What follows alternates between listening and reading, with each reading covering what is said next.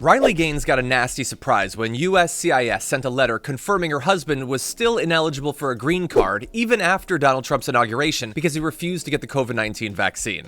Just got another letter from Immigration Services. I've made a video about this before, but I'm a U.S. citizen, born and raised in Tennessee, went to college at University of Kentucky, met my husband there. He's an immigrant. He moved over to the U.S. for college on an athletic scholarship from England. We've been married almost 3 years now. We're coming up on 3 years. So you would think he is well on his way to achieving his citizenship, or at least having his green card, right? No, wrong. And why can't he get his green card? Because his medical records aren't complete. And what is missing from his medical record? The COVID vaccine. If you haven't dealt with this process, I envy you. It requires so much in terms of application process, immigration lawyers, fees that you have to pay. Months and months and months went by before we heard from USCIS or Immigration Services, until finally we got this letter in the mail. I'm not going to include the whole letter because it contains personal information, but we got a request for evidence. The evidence that immigration was looking for was a completed vaccination record. And what vaccination did my husband not have? The COVID vaccination.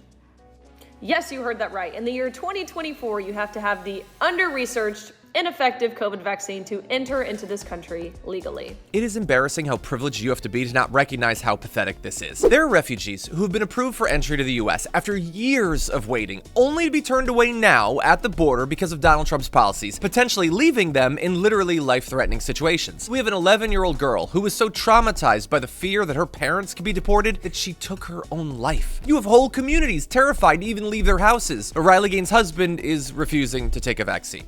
Poor guy. Donald Trump wreaked havoc on the U.S. immigration system during his first term, and all signs point to his second being even more traumatic and definitely chaotic. A massive increase in immigration and a massive increase in housing prices.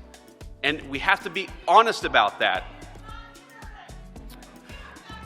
Well, I see one of our nice representatives out here wants to actually, I guess, continue to flood the country with illegal immigrants, making your communities and citizens unaffordable. It's clear my colleagues across the aisle didn't do their homework, because the fears and division they're trying to project onto Boston are really the stuff of Fox News fever dreams. Our city is vibrant, our city is diverse, our city is beautiful. Mayor Wu, immigration is central to the economic success of Boston, is it not? Absolutely. All of our key industries, whether it's healthcare, life sciences, higher education, financial services, everything that we do depends on immigrant residents and the contributions that they make. Thank you, Mayor. Well, immigration defines Boston. For generations, our city has been shaped by people who have endured incredible hardships to arrive at our shores seeking a better life. They drove taxis, opened restaurants, studied at our schools, built homes, repaired our roads and bridges, cared for patients, cleaned offices, built businesses, provided essential early education and childcare for our babies. There is no doubt immigration is essential to the success of Boston, but there is, in fact, a dark threat looming over this great city.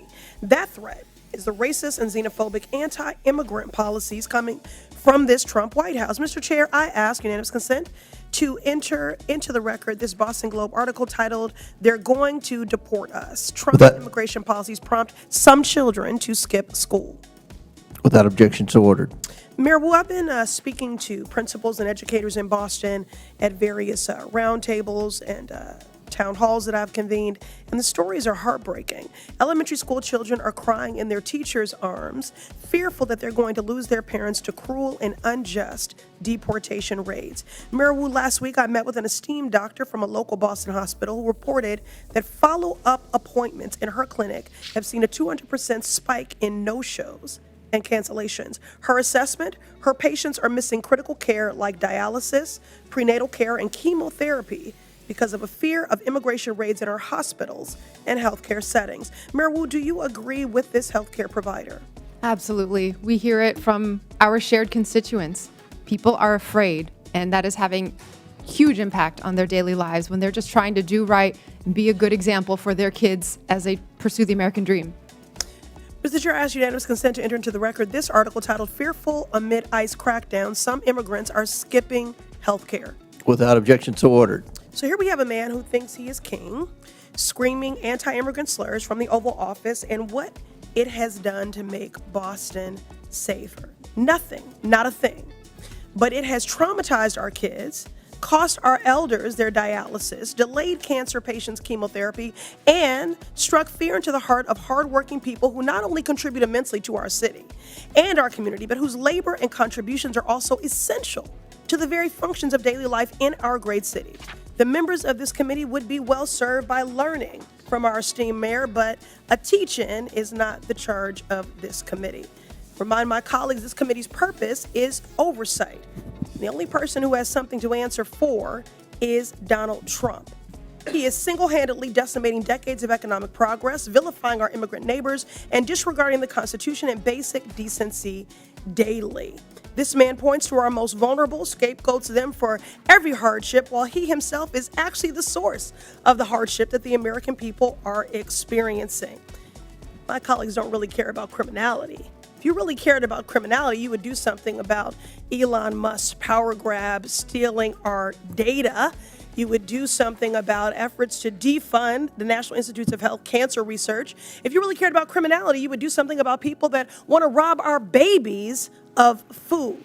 Make it make sense. My Republican colleagues across the aisle believe a 6-year-old from El Salvador who wants to go to school and a mom who fled violence in Haiti are the reason that the cost of eggs are too damn high.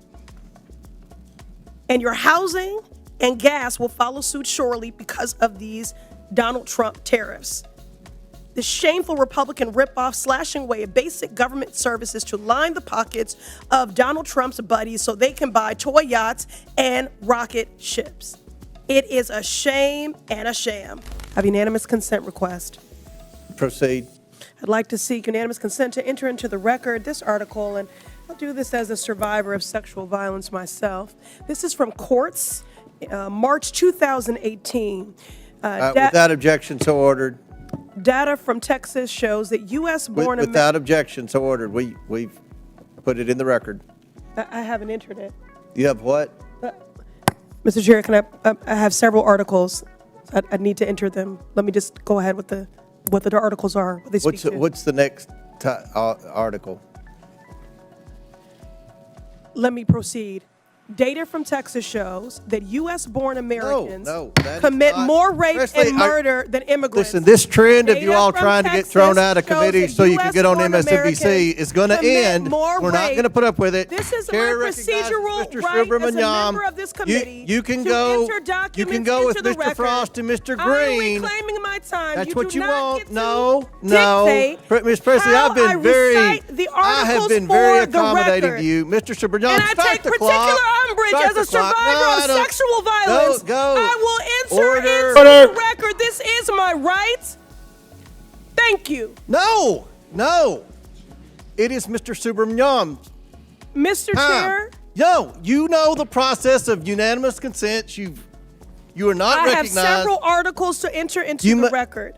Mr. Subramanyam, if you don't go, we're going to recognize Mr. Timmons. Perhaps unsurprisingly, Donald Trump has pulled some strings for MAGA's favorite 5th-placing swim meet loser, and Gaines has been assured that her husband will no longer require the COVID vaccine. That said, judging by how slowly USCIS is currently processing applications, they could still be living apart for some time, which is obviously a shame. It is a shame and a sham.